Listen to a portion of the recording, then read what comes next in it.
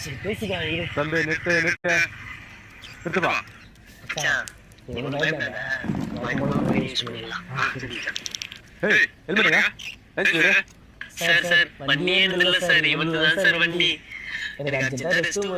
போயிட்டு வந்துட்டோமா? வண்டி வருதா?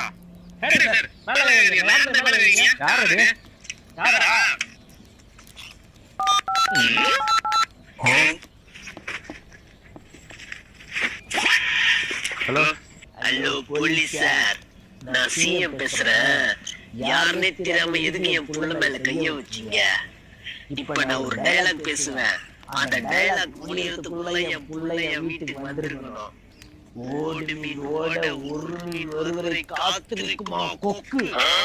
கொக்கு